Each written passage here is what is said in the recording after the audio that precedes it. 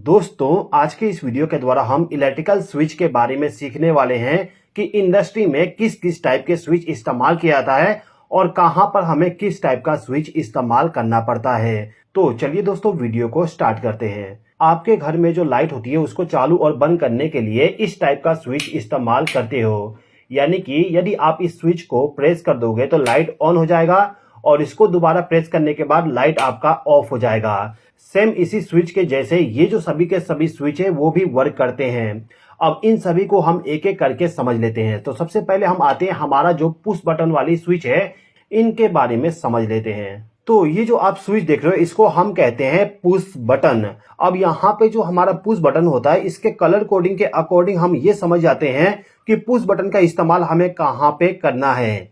जैसे कि यदि आप कहीं पे भी ग्रीन पुश बटन को देखोगे तो आप ये समझोगे कि आपका जो कॉन्टेक्टर है, इस कॉन्टेक्टर को चालू करने के लिए इस पुश बटन का इस्तेमाल किया जाएगा। इसी प्रकार से यदि आप कहीं पर भी रेड पुश बटन को देखोगे तो आपको वहां पे ये समझ में आ जाएगा कि आपका जो कॉन्टेक्टर है, इस कॉन्टेक्टर को बंद करने के लिए इस पुश बटन का इस्तेमाल किया जाएगा। ओके, तो आप यहाँ पे कह सकते हो कि यदि आपको किसी कॉन्टेक्टर को चालू करना है तो उस कंडीशन में आप ग्रीन पुश बटन का इस्तेमाल करोगे, और यदि आपको इसी कॉन्टेक्टर को बंद करना है तो उस कंडीशन में आप रेड पुश बटन का इस्तेमाल करोगे। आप यदि यहाँ पे देखोगे तो आपका जो पुश बटन है इसके पीछे में ये वाला जो हिस्सा है इसको हम कहते हैं एलिमेंट। आपको इस टाइप का एलिमेंट देखने को मिल जाएगा। ओके, आपको हमेशा दो ही एलिमेंट मिलेगा, एक NO एलिमेंट और दूसरा NC एलिमेंट। अब इन दोनों पुश बटन के अलावा आपको एक और टाइप का पुश बटन मिल जाएगा, ये वाली।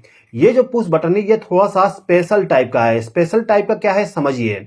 देखिए, यदि आप इस पुश बटन को देखोगे तो आपको यहाँ पे ऑप्शन मिल जाएगा इस पुश बटन को प्रेस करने के लिए। जैसे ही आप इसको प्रेस करोगे तो इसके पीछे में जो इसका एलिमेंट लगा होता है, जैसे कि आप देख सकते हो यहाँ पे एलिमेंट लगा हुआ है। इसी एलिमेंट के साथ में आप देखोगे तो एक और एलिमेंट कनेक्ट किया गया है। ये एलिमेंट हमारा इंडिकेशन लैंप के लिए होता है। जैसे कि आप देख सकते हो यहाँ पर एक सिंबल बनाया गया है, इसमें लिखा गया है 220 वोल्ट और नीचे में 14 मिली एम्पियर लिखा हुआ है। इसका मतलब ये है कि ये जो एलिमेंट है इसमें यदि आप 220 वोल्ट का पावर सप्लाई दोगे तो इस पुश बटन में जो इंडिकेशन लैंप है वो इंडिकेशन लैंप ग्लो होने लगेगा।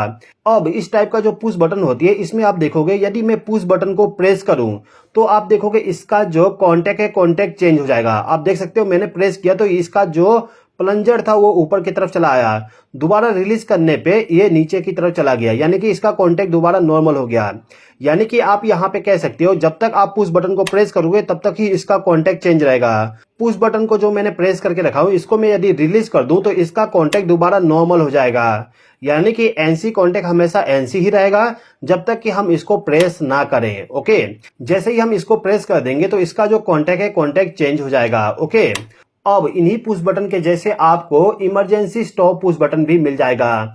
ये जो पुश बटन है इसके बैक साइड में भी आपको सेम ये वाला एलिमेंट मिल जाएगा, लेकिन डिफरेंस केवल ये है कि इसके ऊपर में जो मैकेनिज्म लगाया गया है ये थोड़ा सा अलग है। ये जो पुश बटन था इसको यदि हम प्रेस कर दें उसके बाद इसको रिलीज करें तो ये दोबारा अपने नॉर्मल पोजीशन पे आ जाएगा। लेकिन यदि आप इस पुश बटन को देखोगे तो इसको यदि आप प्रेस कर देते हो तो दोबारा ये ऊपर की तरफ नहीं जाएगा, ये लॉक हो जाएगा। यानी कि इसको दबाने के बाद इसका जो कांटेक्ट है वो हमेशा कांटेक्ट चेंज ही रहेगा जब तक कि हम इसको दोबारा से नॉर्मल ना करें। दोबारा से नॉर्मल करने के लिए सिंपली आपको क्या करना होता है, ये जो ऊपर का नॉब है इसको केवल आपको इस साइड रोटेट करना है। इसको रोटेट करते ही ये ऊपर की तरफ चला आएगा। अब यहाँ पे जो आपका ये पुश बटन है इसको हम कहते हैं इमरजेंसी पुश बटन।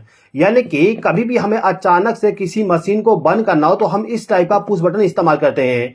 इसमें होता है क्या, यदि कोई भी प्रॉब्लम तुरंत आया तो आप सिंपली इसको ऐसे मार दीजिए। इसको मारते ही ये जो हमारा इमरजेंसी पुश बटन है सर्किट को ब्रेक कर देगा। अब इसी इमरजेंसी पुश बटन के जैसे ही आपको एक और इमरजेंसी पुश बटन मिल जाएगा इस टाइप का, लेकिन इस इमरजेंसी पुश बटन के साथ आपको एक की भी मिल जाएगा। अब इस की का काम क्या होता है एक बात समझ लेते हैं। दोस्तों, जैसे कि आपको मालूम है बहुत सारे ऐसे हमारे कंट्रोल पैनल होते हैं जिसको यदि हम बंद कर दे तो उसको हम दोबारा चालू नहीं करना चाहते जब तक कि हम खुद ना चाहें।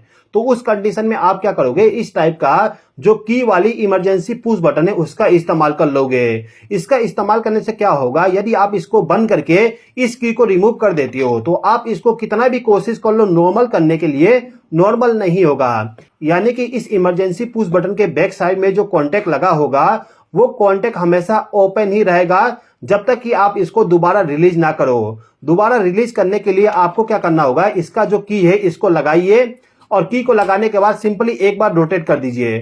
इसको रोटेट करते ही ये ऊपर की तरफ चला गया, यानी कि आपका कॉन्टेक्ट दोबारा से पावर सप्लाई को आगे फ्लो करवाना स्टार्ट कर देगा। ओके, अब इंडस्ट्री में इस्तेमाल किए जाने वाला जो दूसरा टाइप का स्विच है इसको हम कहते हैं सेलेक्टर स्विच।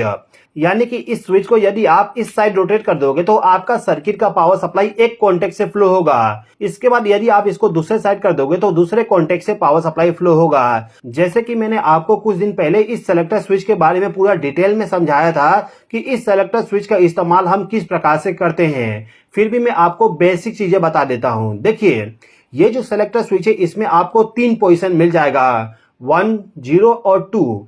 यदि आप इस सेलेक्टर स्विच को 1 नंबर के पोजीशन पे सेलेक्ट कर दोगे तो इसके पीछे में जो कॉन्टेक्ट होता है इन सभी कॉन्टेक्ट में से एक कॉन्टेक्ट से पावर सप्लाई जाएगा, दूसरे कॉन्टेक्ट से पावर सप्लाई नहीं जाएगा। ओके, इसके बाद इस सेलेक्टर स्विच में जो 0 पोजीशन है इस पे यदि आप सिलेक्शन करके रखोगे तो इस कंडीशन में ऑफ रहेगा। 0 का मतलब ऑफ होता है। ओके, तो यहां पे हमारा 0 पोजीशन सेलेक्ट करने पे कोई भी कॉन्टेक्ट से पावर सप्लाई नहीं जाएगा। इसके बाद यदि आप इस सेलेक्टर स्विच को 2 नंबर के पोजीशन पे सेलेक्ट कर दोगे तो पहले जो इस पॉइंट से पावर सप्लाई जा रहा था 1 नंबर का सिलेक्शन करने पे, अब वहां से पावर सप्लाई नहीं जाएगा, अब दूसरे पोजीशन से पावर सप्लाई जाएगा। तो ये जो सेलेक्टर स्विच है इसका उपयोग हम करते हैं ऑटो मैनुअल के लिए, या फिर किसी चीज का यदि आपको सिलेक्शन करना है इलेक्ट्रिकल सर्किट में तो उसके लिए आप इस टाइप का सेलेक्टर स्विच का इस्तेमाल करते हो। ओके दोस्तों, अब दोस्तों यहाँ पे आपको इसी सेलेक्टर स्विच का दूसरा टाइप का भी मिल जाएगा। जैसे कि आप देख सकते हो जो स्टिक वाली यहाँ पे सेलेक्टर स्विच है सेम टू सेम है हमारे इस सेलेक्टर स्विच के जैसे,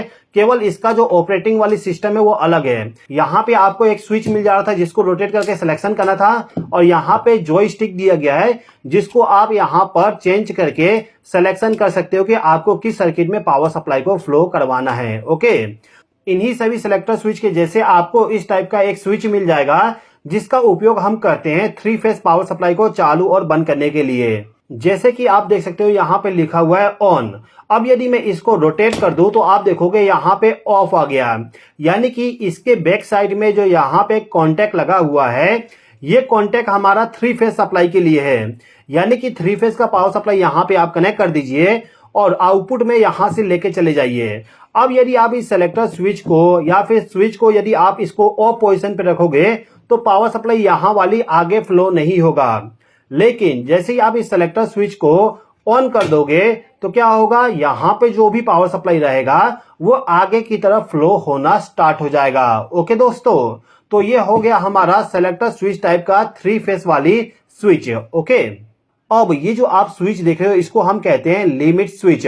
लिमिट स्विच का उपयोग हम हमेशा ऐसी जगहों पे करते हैं जहां पे कुछ ना कुछ मूवमेंट हो रहा हो, जैसे कि आपका कन्वेयर बेल्ट हो गया या फिर एलिवेटर हो गया। जैसे कि आपको मालूम है जो हमारा एलिवेटर होता है वो first floor, second floor, ground floor इस टाइप से मूवमेंट करते ही रहता है। क्या आपने कभी सोचे हो कि जो हमारा लिफ्ट होता है उस लिफ्ट को कैसे पता चलता है कि फर्स्ट फ्लोर आ गया, सेकेंड फ्लोर आ गया या फिर ग्राउंड फ्लोर आ गया?